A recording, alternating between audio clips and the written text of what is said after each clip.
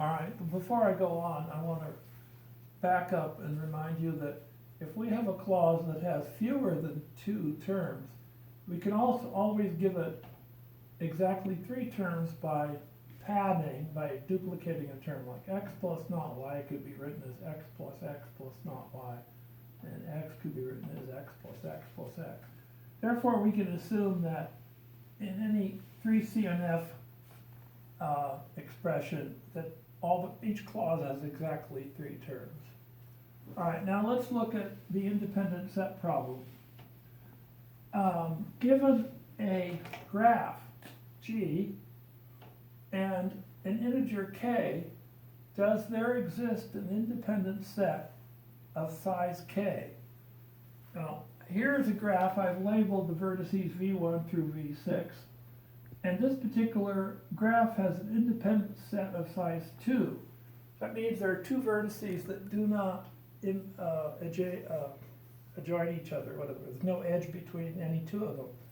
Now, if I let k equal 3, then the answer is no. So an instance of the problem consists of a graph and a number k, and it's a decision problem. Either there is an independent set of size k or there isn't. Now, we're going to show a polynomial reduction of 3-set to the independent set problem. So the easiest way to explain this is by giving an example. I made a mistake here. This is not plus, this is and. Assume that we have a 3CNF format, and I'm only using 3 clauses here because I might run out of room. And the number of variables is 4, x1, 2, 3, and 4. And what we do is we replace this expression, which has 3 clauses, actually k clauses, with a graph that has 3k vertices. There's 1 vertex for each term. Now, the fact that some terms are equal doesn't matter.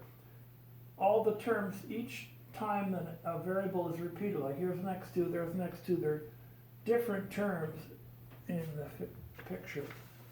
What we do is, those are the vertices of the graph G, but the edges are those which cannot, which don't have to be together true. What we have is x1, we have, for each clause, we have a triangle of the 3 terms of that clause. So when we pick an independent set, we're only allowed to pick at most 1 vertex of each triangle. So since they're k triangles,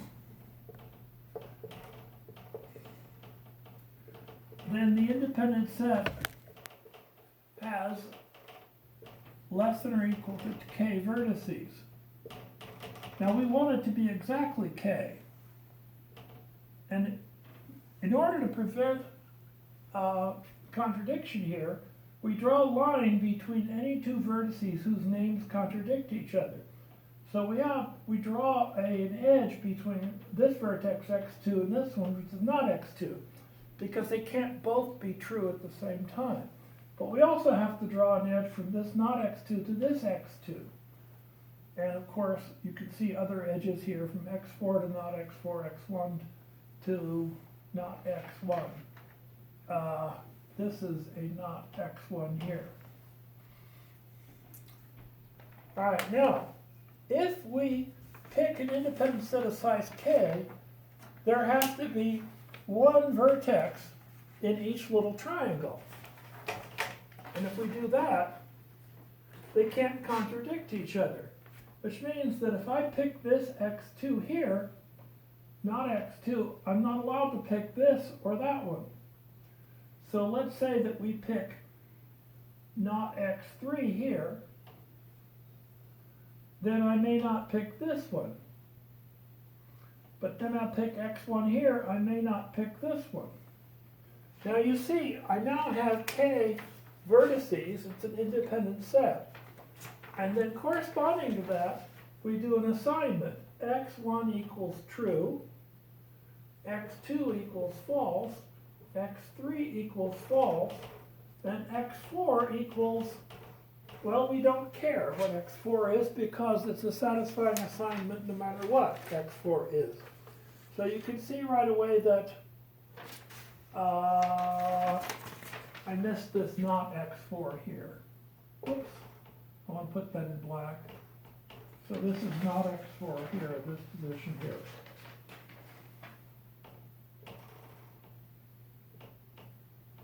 Okay, because that's not x4 there.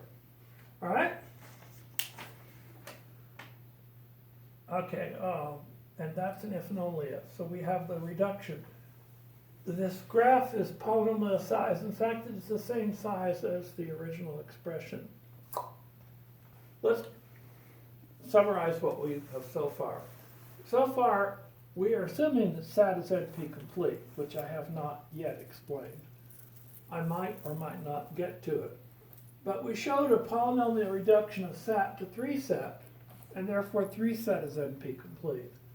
I showed a polynomial reduction of 3SAT to the independent set problem, which means the independent set problem is NP complete.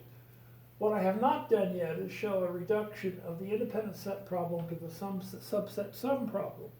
However, I will show that, and that means the subset sum problem is NP complete.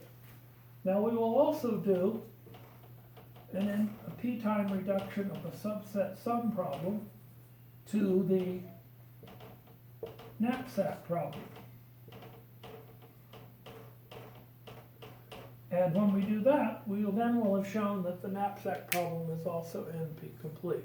And of course, as I said, there are thousands of known NP complete problems. There's no way we can cover all of them.